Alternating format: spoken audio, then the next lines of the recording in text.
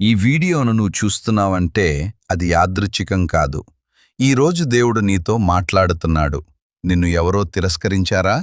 నీ విలువను ఎవరైనా అర్థం చేసుకోలేదా? అయితే ఈ మాట నీకోసమే.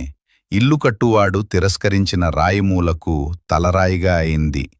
పనికిరాదని పక్కన పెట్టిన రాయి ఇప్పుడు ఇంటి బలమైన మూలగా నిలిచింది. అదేవిధంగా నిన్ను తక్కువగా చూసిన వాళ్ళు ఉన్నారు. నీ గురించి తప్పుగా అంచనా వేసిన వాళ్ళు ఉన్నారు. కాని విను, మనుషులు తిరస్కరించిన చోటే దేవుడు నిన్ను ఎత్తి నిలబెడతాడు. నీ జీవితంలో జరిగిన ప్రతి నిరాకరణ ఒక సిద్ధత మాత్రమే.